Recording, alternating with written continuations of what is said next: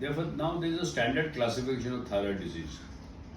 TSH is high or to normal, high to normal free T4 and a free T3, no symptoms. Overt hypothyroidism, increased TSH, decreased free T4 and T3. Primary hyperthyroidism, increased thyroid hormones T3, T4 and a decrease in TSH. When the gland produces more hormone, the pituitary reduces its TSH.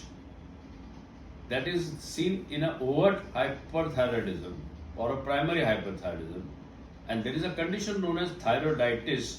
There is initially decreased TSH, initially increased thyroid hormone, followed by increased TSH and decreased thyroid hormone. Gradually thyroid production stops coming down, is known as thyroiditis. Now there are many difficulties in interpretation. Signs of weight loss, fatigue and increased appetite is seen in both Graves' disease as well as uncontrolled diabetes. Signs of edema, pallor, weight gain and fatigue can lead to diabetic nephropathy being mistaken for hypothyroidism. So you see the overlap of this is very important. Now signs of diabetes that mimic hyperthyroidism. You must know the classical signs of diabetes and symptoms. Frequent urination, increased hunger, increased thirst, irritability and tiredness.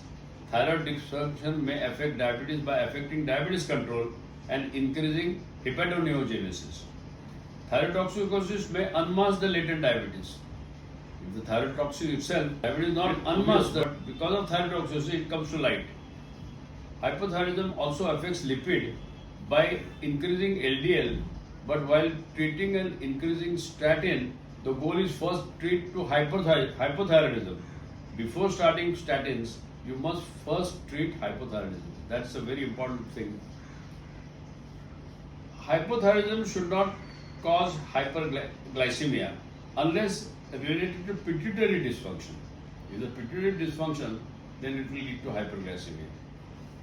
And therefore, you have to keep these conditions in mind. And if it's got adrenal insufficiency along with that, that's another big complex problem to treat hyperglycemia.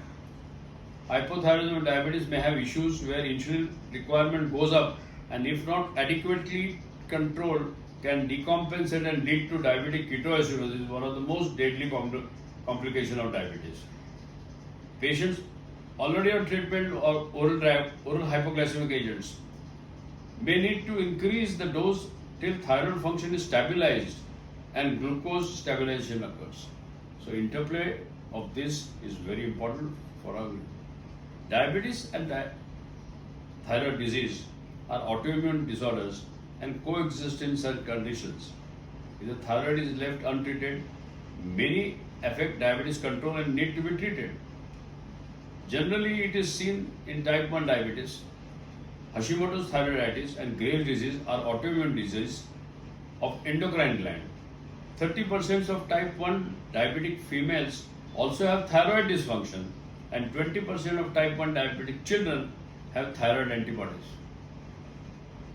So this is a very complex subject and you understand the intricacies of interplay of these two hormones and how you have to really keep that in your mind.